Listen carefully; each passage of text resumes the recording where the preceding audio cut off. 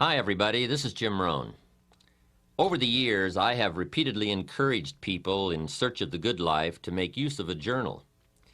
Invariably, at the conclusion of a seminar, a number of people are sufficiently inspired by learning of the effect journals have had on my life to start using one of their own. Unfortunately, inspiration and enthusiasm quickly fade in the face of all those blank pages. Instead of finding new answers to life, the journal seems to open a floodgate of new questions, such as, what am I supposed to write? Should I only write about business events? How often should I be writing? What kind of journal is best? Does spelling count? The purpose of these tapes, then, is not only to explore the incredible value of recording your life's experiences, but also to examine the endless uses and methods of keeping a journal. Hopefully, by the conclusion of this program, your questions will have been answered, and you will be confidently embarking on a new adventure in achievement with the vehicle of pen and paper. The first thing to understand about a journal is that it's your book. And because it is yours, you must be the one to select the size and style you feel most suits your needs and personal preferences. Like a favorite armchair, a journal must be comfortable enough that you will want to go to it often. You may, in fact, find yourself experimenting with a variety of journals over the years as your needs and tastes change. During the past 25 years, I'd be willing to bet that I've tried almost every conceivable system of capturing ideas on paper, from loose-leaf binders and file cards to dime store notebooks and hardbound volumes. I've had big journals and little journals, journals with lined pages and journals with blank pages, all of which met a certain need at a certain period in my life. And believe me, you too will undoubtedly go through half a dozen different methods over the years, and that's to be expected. As you continue to grow and develop, you will soon discover that last year's systems won't likely meet this year's needs. You see, one of the keys to success is flexibility. We must always be on the search for more effective methods to facilitate and accommodate new ideas. But let's face it, in the beginning, the only thing that matters is that you develop the journal habit. The journal we've included with this tape program may or may not be exactly what you're looking for, but just start using it.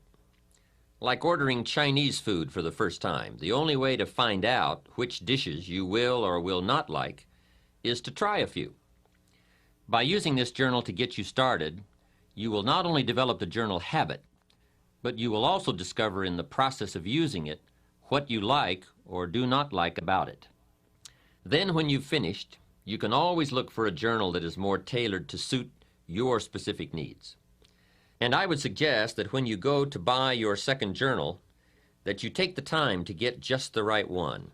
Remember, the use of anything received will always be in direct proportion to how it makes you feel when you use it. The color and material of the binding, the texture of the paper, the width of the lines or the absence of lines are important considerations. If you feel lines tend to restrict your creative flow, then go with blank pages. If you feel uncomfortable with blank pages, then choose line pages. Hey, it's your book. Make sure it reflects what you are. My latest journal is a leather-bound volume for which I paid handsomely, but it's worth every penny I spent. The richness and the smell of the leather in themselves are enticing. It's enjoyable just to hold it in my hands. And, too, it's important to me to know that unique ideas are being stored in a suitable place.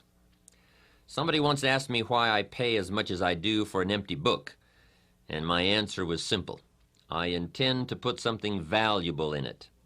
Let's face it, you wouldn't store precious gems in an empty cigar box, so why put $1 million idea in a 10-cent book? Just one bit of advice, however, bear in mind that a journal should be capable of going wherever you go.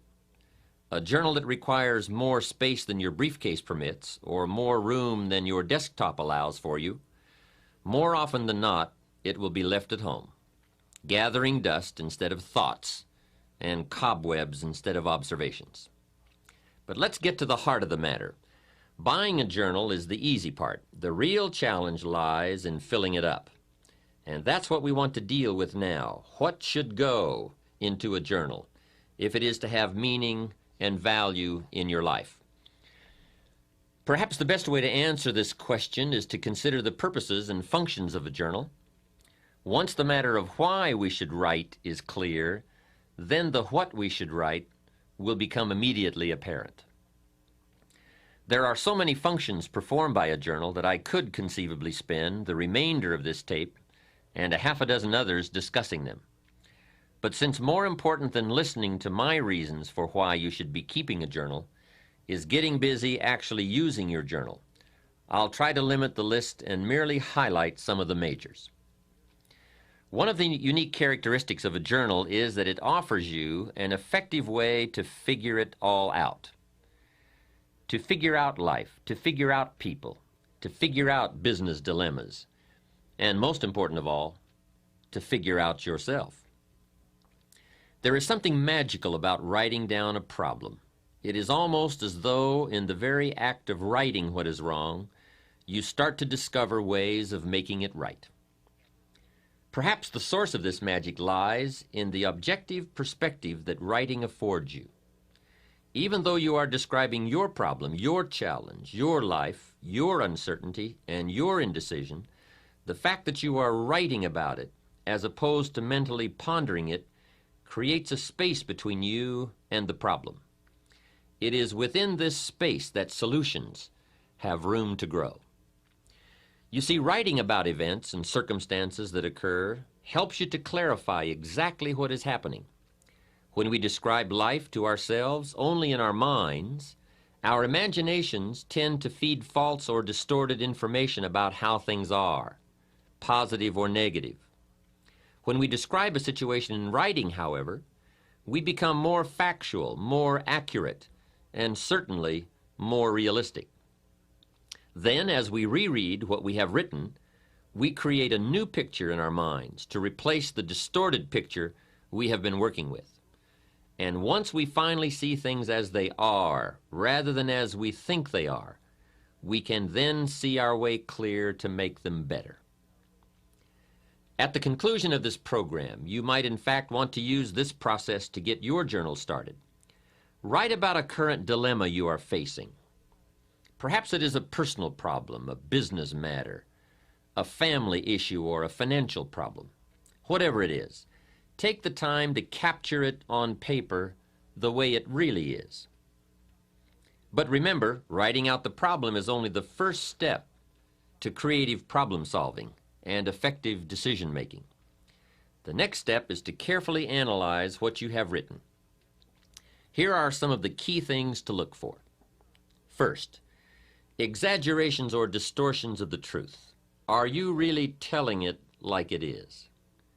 Take another look. Perhaps your concern is making it seem worse than it is, or your enthusiasm is making it seem better than it is. Second, a tendency to blame circumstances or someone else for your problem instead of seeing yourself as the cause. You see, most of our difficulties are the result of either failing to do what we could have done or in doing in haste what we should never have done. Third, a tendency to expect circumstances, or still worse, other people to change in order for your problem to be solved. Let me remind you one more time that things get better when you get better. Passive hope never has and never will improve human circumstances. And finally, look closely for weak points in the obstacle where you might attack to bring that obstacle to its knees. Remember, David slew Goliath with but one small stone. It usually doesn't take much more than a few minor adjustments in either our attitude or our action plan to solve a major problem. Essentially, you must learn to view your problems like a scientist who puts tiny organisms on a slide. Examine your circumstances through the lens of the microscope of truth to see their real nature, their real perimeters, and their real composition. And two, as you examine your problem, do as any scientist would do, record your observations. You see, as you continue to refine your statement of the problem, of the way it really is, you will begin to move closer to the solution. And speaking of solutions, be sure to record the ultimate conclusion to your dilemma. If it worked well, then it is worth remembering. And if it didn't work well, as you had hoped it would, then it is even more essential to record the outcome, lest you should find yourself repeating mistakes instead of learning from them. Mistakes in judgment are nothing to be ashamed of. Surely most of our personal growth comes as a result of our errors. But what is truly unforgivable is to make the same mistake twice. Every mistake has its own price tag, but the most costly error anyone can make is an error unlearned and often repeated. If something didn't work, it may be too late to undo the mistake, but it's never too late to make adjustments and revisions in your thinking. You see, better decision-making comes from the better thinking habits, and better thinking habits comes from practical experience, learning both what to do and what not to do. Becoming a more effective thinker on paper is a sure way of becoming a more effective person in practice. As step one for getting used to using your journal, then, I would suggest writing down problems that you encounter and recording all the steps you can take or did take to solve them, as well as their eventual outcomes. Now, I realize this is only a suggestion, but please let me offer you a bit of advice about suggestions. You see, many people will hear this suggestion, agree that it sounds like a good idea to try, and even go so far as to mentally agree to do it sometime. And therein lies the problem, that nebulous word sometime. We all know what happens to the promises we make to do something tomorrow or next week or as soon as we have a chance. Somehow, we never quite get around to doing it. My advice is that if you think a suggestion has merit and that it's worth trying, that you promise yourself you will do it. Make a firm commitment now at the conclusion of this program. You will have chosen one of my suggestions and that you will not do another thing until you have opened your journal and written at least one page. Otherwise, to be perfectly honest, you might as well stop the tape now and give it and the journal to a friend. For surely if you lack the discipline to start a journal, it is highly unlikely that you will ever have the discipline to continue to use one either. This leads us into a second function of your journal, which is the capturing of good ideas. How many times as we go through the day do we come across a good idea, a unique quote, an interesting piece of information, or even a significant personal discovery? And each time we do, we mentally say to ourselves, I must remember that. Now, I'm willing to admit here that the human mind, I remember one time attending a church service in Carmel, California. The sermon that Sunday morning was excellent, so I opened my journal and started taking notes. But out of the 400 people in attendance that day, guess how many of the others were taking notes? Not one. So there I was taking notes in my journal from this sermon, and pretty soon the people around me were starting to give me strange looks. Out of the corner of my eye, I could see them nudging one another and whispering. I felt like some kind of spy. I could almost hear them saying, he's going to get out of here with some of this stuff. And sure enough, I did. I got the stuff. So what I'm suggesting is that you get in there and get out with some of the stuff. Let other people sit there thinking they can remember it all. Let other people treat opportunity casually, but not you. I would ask you to treat it seriously. Let other people wonder at the end of their lives where it all went wrong, but not you. Let other people play while you work, fool around while you study, soak up the sun while you soak up ideas. 10 years from now, they'll still be trying to figure out how to pay the bills, or wondering why their marriage isn't working out, or why they don't seem to be getting ahead professionally, but not you. Life always rewards the serious students for their labors. So, since we all know that it's nearly impossible for most of us to remember the exact phrasing of an inspiring line or the specific details of a business conference over an extended period of time, we've got to get serious about capturing it now. Generally, if we wait until the end of the day to describe events and happenings and conversations in our journals, the specific details have already escaped us. At best, we are left with scattered fragments, and it's hard to build an exciting future from mere bits and pieces of the past and present. So I would encourage you to get it all down as it comes your way. Financial ideas, personal development ideas, time management ideas, family ideas, business ideas. Everything you have the good fortune to come across. If an idea is worth listening to, worth reading, worth remembering, then it is also worth capturing in your journal. And there are many reasons for making the effort to capture good ideas, not the least of which is the fact that the simple act of writing something on paper helps to etch the idea more firmly in our conscious minds. To hear it, or see it, or read it is one thing. To take the time and make the mental effort to capture it with paper and pen is so much more. Second, every idea has its time and place. As Victor Hugo once wrote, there is one thing stronger than all the armies in the world, and that is an idea whose time has come. Perhaps the ideas you capture today will not have any specific meaning or purpose in your life at this moment, but ultimately at some future point in time when you march into battle, the armory of ideas you have carefully and conscientiously assembled over the years will serve you well. Here's another interesting phenomenon about ideas.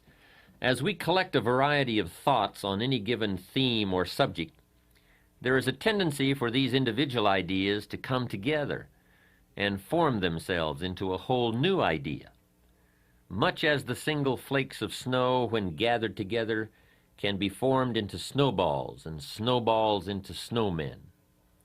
Or perhaps a more graphic example would be that of the igloo, which is, after all, a dwelling built entirely of tiny snowflakes, which have been compressed by their weight and frozen together over a period of time, such that whole blocks of them may be cut out to build a structure. The successful human being is one who has learned to diversify his interests and gather knowledge from a variety of sources. Gather enough good ideas in one area of life, and you will form a solid block. Gather enough solid blocks together, and you can construct a whole new life. But be aware of one thing. The mental storage bank of good ideas is very much like the bottom drawer of our desks or the extra drawer in the kitchen that holds a collection of valuable items gathered over the years, none of which can ever be found when we go to look for them again because of the chaotic manner in which they were stored. We pour information into our mental computers much like we dump old letters and store coupons into the extra drawer, helter-skelter, and hence irretrievable. One of the first things we attend to when setting up a new business is the development of a filing system for records so that we can easily locate information whenever needed. When we move into a new home, we carefully pack all of our possessions in clearly labeled boxes so that we can find something again in a hurry if needed. But when it comes to facts, to ideas, to observations, we have no system, as though they are incidental rather than essential to our better future. Your journal, then, provides you with the means of logically assembling and storing the pieces of information that come your way. Now, there are many ways to assemble the data in your journal for easy reference. For example, you might find it helpful to keep an index at the back of each volume so that you merely list the highlights of your entries so that your index might read like this: Financial Ideas, pages 5, 53, 96, and 104. Or Ideas for Increasing Company Efficiency, pages 46, 82, and 111. At one time, I used to keep 3 journals, one for personal observations, one for business notations, and a third for creative ideas for a book I was writing. Of course, it didn't take me long to discard that system. Carrying 3 journals around the world is no easy task. Then I tried using 3 colors of ink in the same journal, so that at a glance I could focus on any one of the 3 areas. While it was certainly easier carrying 3 pens than 3 journals, it was still somewhat of a cumbersome system. When the ideas are flowing fast and furious, you don't always have the time to search for a red, a green, or a blue pen. The method I finally settled on was setting aside certain sections of my journal for specific uses. For example, at the back of my journals I have a separate section for recording my goals, for listing interesting quotes, and for thoughts on new speech material. Perhaps you may want to set aside part of your journal for specific ongoing projects or interests that you feel might warrant a section of their own. Choose one of these methods or devise a new one, but make sure you set up some kind of system. Remember, failure more often than not is attributable to lack of information about how to succeed. Each of us has the capacity to seek out the information we require to achieve our goals. Unfortunately, we do not all have the discipline required to gather the data systematically so that the raw material is easily accessible and ready to be put into practical use the moment opportunity presents itself. How sad it would be if opportunity came knocking on your door, but you had to keep him waiting while you rummaged through drawers and files for the key. Undoubtedly, by the time most people have finally located the key, opportunity has long since become impatient and gone on to knock on the door of someone else. Next, by taking the time to capture and assemble information in our journals, we now have the added benefit of being able to review these ideas whenever we wish. You don't have to run back to the library to reread the book you borrowed last year, or call a friend on the phone and try to reconstruct the conversation you had last month. If you've captured the essence of the conversation or the highlights of the book in your journal, it will always be there for you to refer to. And here is the key point. For your journals to have their greatest value, they must be frequently reviewed. You see, writing in journals is merely a way of capturing information, but it is by rereading our journals that we begin the process of translating information into practical knowledge about ourselves, our environment, our relationships, our businesses, our financial affairs, our dreams, and our own better future. I would strongly urge you to set aside a day each week, or at the very least each month, to review your recent entries. And then once a year, take all of your journals off the shelf and read them from cover to cover. What you read will probably make an incredible story of personal growth. You see, more than anything else, a journal is a place to document the development of your own life. It is a textbook of self-discovery and self-awareness. In fact, sometimes what you don't write can be as revealing as what you have written. A friend of mine recently shared with me the discovery that in rereading her journals, she realized that everything she had written centered around other people's lives, their accomplishments, their failures, their dreams, their needs. I finally realized, she said, that I had spent most of my adult life as a mirror reflecting everybody else's existence, rather than as a human being living a life of my own. In the pages of a journal, our innermost feelings and dreams are revealed, as are our strengths, our weaknesses, our positive attributes, and our negative habits and characteristics. If not in the words themselves, then at least between the lines of what we have written, are the shadows of self-doubt, pride, envy, jealousy, and anger. Just as actions speak louder than words, so too will journals often say more than what we have written. A journal, then, should also capture your observations and reactions, for somewhere between what we see and what we do will be revealed what we are. Capture on paper the events, the circumstances, and happenings of your life. Describe the near miss you had while driving to work on the freeway. Outline your observations of people's behavior at the office party. Paint the picture of your day at the beach, the pounding surf, the soaring gulls, the distant sails. And then when you have written about what your eyes have perceived and your ears have heard, go one step further and describe your feelings, your emotional responses to life. Describe your feelings when you learned that John got the promotion that you felt was rightfully yours, or when you learned that Sally is getting married next month to your ex-husband. Describe it all. Don't miss any of the events of your life. Capture the joy of your victories as well as the agony of your defeats.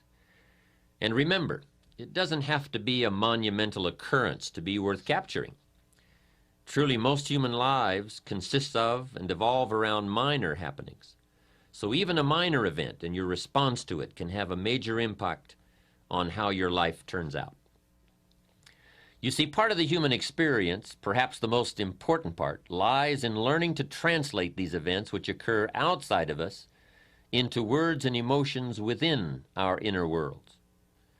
The better we become at describing what goes on around us, the better we will be able to understand some of the conflicts and turmoils which take place within us. Cause and effect always go hand in hand. Trying to understand or deal with the effects without a clear picture of the cause is a rather hopeless situation to be in. Remember that all human emotions are effects which can be traced back to particular events or causes. A better understanding of events will always give us a clearer picture of the effects we may be experiencing. Also, on the subject of events and feelings, you will find as you begin to open up and really tell it like it is, that your journal becomes an excellent, empathetic friend, one who will listen to all you have to say about your joys, your pain, your fears, or your concerns. And I would strongly urge you to get these emotions out of your head and onto the page. For powerful negative emotions are diminished by writing, and powerful positive emotions become explosive. You see, writing about your fear reduces its strength, and capturing your excitement magnifies its power. And feel free to... There is only one suggestion I would offer concerning the format of your journal, and that is to record the date, time, and location of each entry. Not only will this provide you with a means of measuring your progress, your growth trends, the different phases of your life, and your changing attitudes, but where and when you write can in themselves provide interesting revelations. A man wrote to me several months ago to share such a discovery he made from his journals. It seems that in reviewing his writings of the past year, he had noticed a definite negative pattern emerging. Every entry on a Wednesday afternoon or evening outlined thoughts of self-doubt, discouragement, and uncertainty about the direction he was headed in. It did not take long for him to track down the source of those defeating thoughts.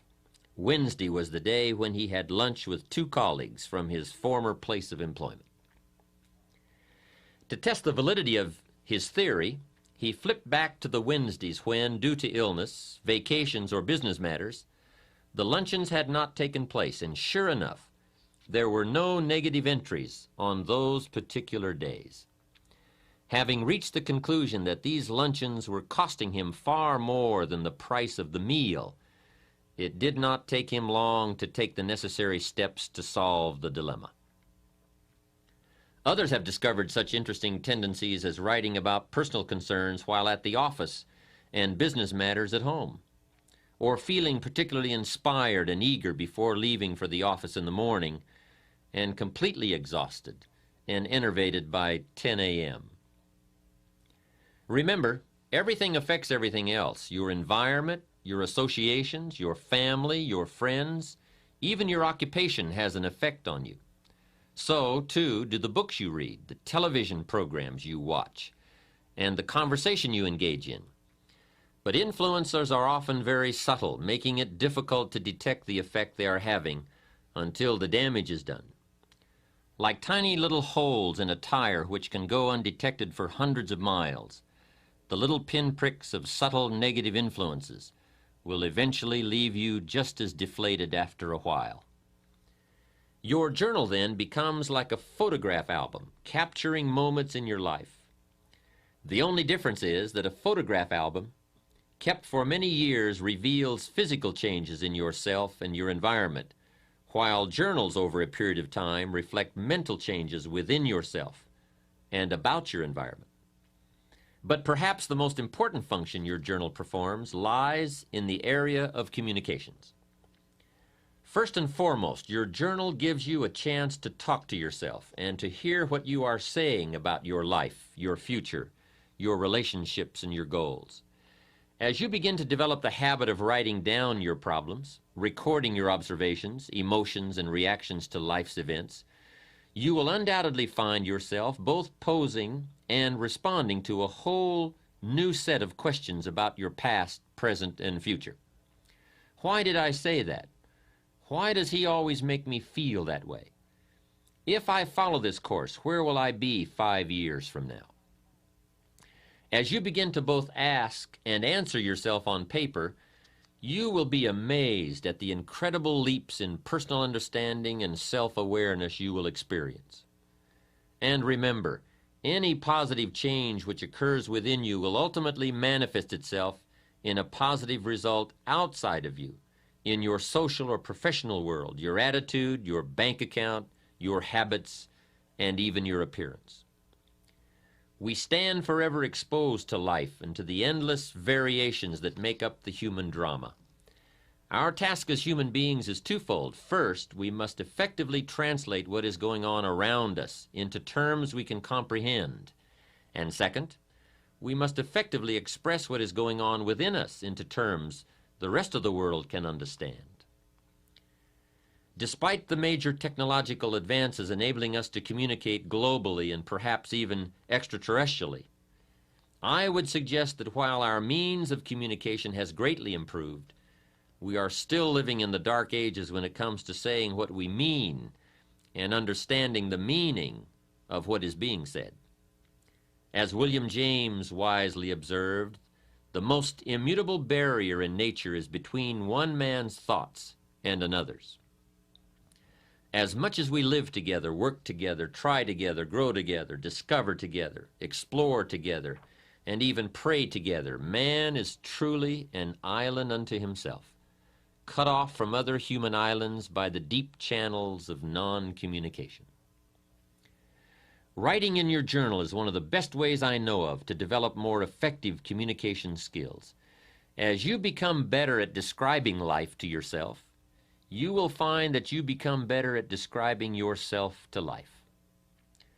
Put into more practical terms, as you become better at saying what you really want and how you really feel to yourself, you will be able to better express yourself and your feelings to others, and in return, better able to understand what others are really feeling and really saying to you.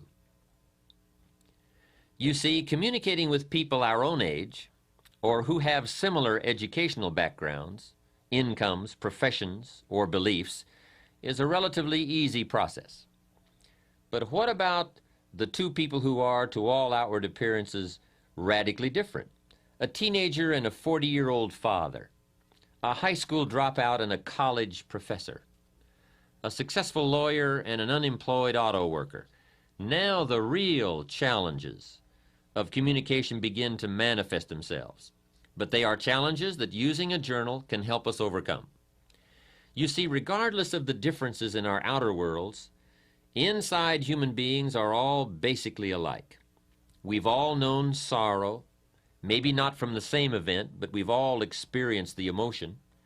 We've all known the joy of achievement, perhaps in different circumstances, but certainly the same feeling. Regardless of our outward differences, those basic human needs and emotions will always provide a common ground or build a bridge for effective human communications. You see, by the time we have reached adulthood, most of us have experienced almost every aspect of the human drama in one form or another.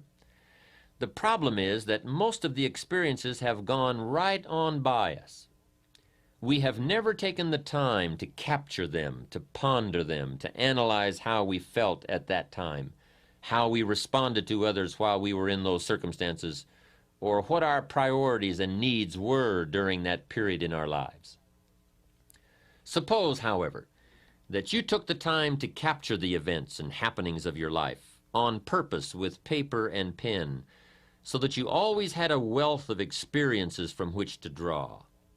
Imagine now what an incredible impact this awareness could have on your life, how it could help to bridge the gap between you and your children, your clients, your associates, your neighbors. You see, if you will but take the time to capture how it is for you at any given point in your life, then you will always be in a position to relate to how it might be for someone else at this moment in their lives.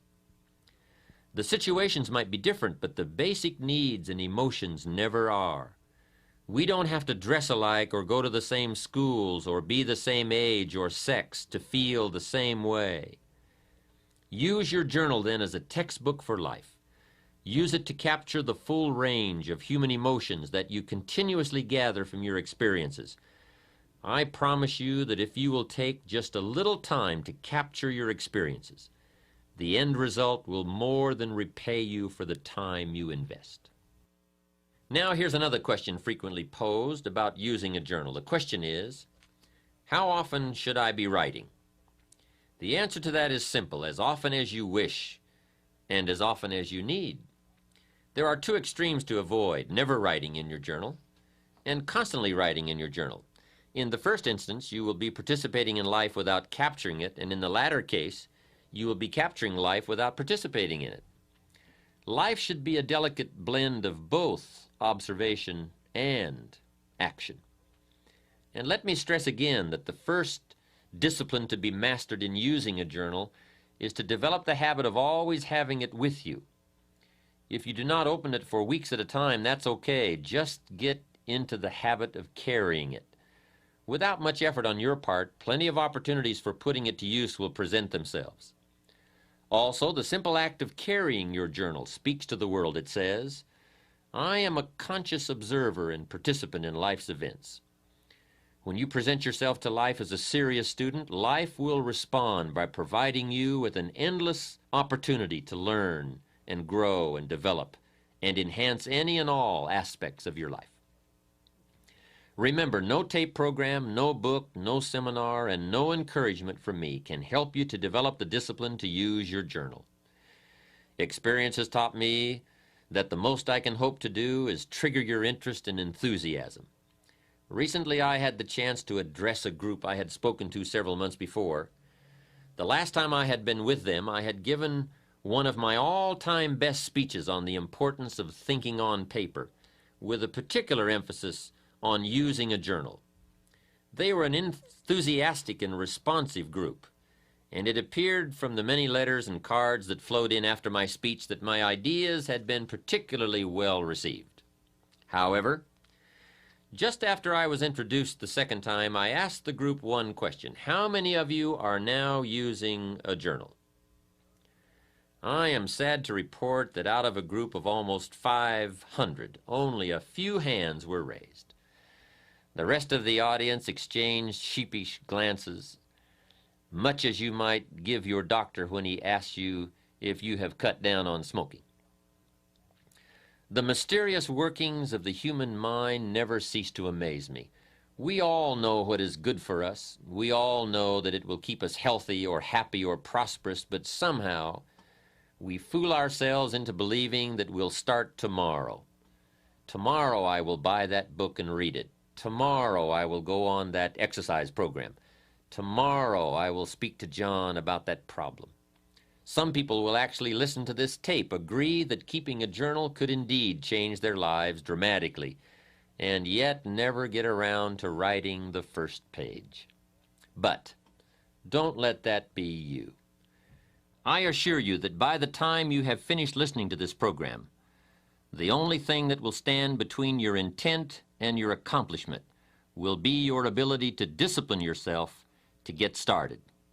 And believe me, once you get started, once you make the effort to begin, once you develop the journal habit, you'll be giving your own lectures to friends and associates about its rewards. In the final analysis, whether you decide to start a journal, and still more important, whether you exercise the discipline to use it, the decision and the action must come from inside you. No wise counsel from any source will ever replace the intensity that comes from a person. If you find you are still having difficulty getting anything on paper, one of the first entries you might consider making is an explanation of why you bought the journal in the first place. If you will but pause to consider what you hope to achieve by using a journal, then what to put into its pages will be obvious. If, for example, you bought a journal to record your feelings, then write about your feelings. If you bought it to keep track of business developments, then write about your meetings, your clients, and the ideas you have about improving the products or services of your company. A journal should be used in response to a specific need, a need to express, to analyze, to ponder, to explain, to record, to consider, or to examine some or all of the elements and aspects of your life. And remember, there is no correct set of procedures for keeping your journal. Journals are as unlimited in possibilities as are the individuals who use them. Journals and life share one unique characteristic. Both provide you with a space to fill as you wish. And for those who are not yet sure how they wish to fill life spaces, a journal offers you a chance to paint mental pictures of the limitless paths you could travel. In a novel, an author places imaginary characters in imaginary circumstances and then predicts their behavior and responses to these events. So be the author of your own life. Create on paper a set of circumstances, then place you in the middle of them. How would you feel about doing that? What would it be like to live in that city? Being there, how would you feel having those responsibilities or those freedoms? Pick a direction and travel with your imagination to new environments, to new positions, to new opportunities. Create on paper an ideal job, describe an ideal relationship, state an ideal income, outline an ideal code of personal behavior, design an ideal lifestyle. Then take your dreams and transfer them into written goals with priorities and deadlines. List the specific steps you must take in order to achieve them, and then write out a detailed plan of action. Take your dreams for your mind to the page, and then take them from the pages of your journal and make them happen in your life. Learn to paint these mental pictures, and then, like an artist, create something of substance on the canvas of your life, using all of your available resources. Add new color, new depths, new dimensions, new meanings to where and who you currently are by exploring where and who you still can be. Set yourself free and explore the possibilities of life with paper and pen. There's no risk involved. You cannot fail. Stretch yourself mentally, expand your inner horizons, and you will find that life will respond in kind by presenting you with new opportunities and associations, new experiences from which to grow and learn, and new circumstances in which you will become more than you had previously dreamed possible. Remember the advice of Napoleon Hill, who wrote that whatever the human mind can conceive and believe, it can also achieve. Ponder also the biblical suggestion that as a man thinketh, so he becomes. And know without the shadow of all doubt that whatever you create on the pages of your journal, you can, with enough belief, commitment, discipline, and desire, create in your life. In closing, I would like to share with you the following thoughts from Will and Ariel Durant's 100-page masterpiece, The Lessons of History. Civilization, they wrote, is not inherited. It has to be learned and earned by each generation anew. Consider education not as the painful accumulation of facts and dates, nor merely the necessary preparation of the individual to earn his keep in the world, but as the transmission of our mental, moral, technical, and aesthetic heritage, as fully as possible to as many as possible, for the enlargement of man's understanding, control, embellishment, and enjoyment of life. If a man is fortunate, he will, before he dies, gather up as much as he can of his civilized heritage and transmit it to his children. And to his final breath, he will be grateful for this inexhaustible legacy, knowing that it is our nourishing mother and our lasting life. Gather up all you can, the hopes, the sorrows, the lessons, the friendships, the achievements, and the disappointments. Gather it all that it may teach you, and in turn that the lessons you have learned may become perhaps part of the legacy that you leave behind for your children and indeed the world at large. Let your journals capture your personal history, and in doing so, they add to the history of all mankind and to our collective heritage. Truly, the most valuable treasure anyone can leave behind is the knowledge they have acquired in their one lifetime. It has been suggested that what we are, a unique creation of unlimited possibilities and potential, is God's gift to us, and that what we do with all that we are, the works we do, the lives we enrich, and the contributions we make, are our gifts to God. May your life be devoted to becoming all that you can become, and may your journals capture every moment of the adventure. Thank you for listening to How to Use a Journal with Jim Rohn.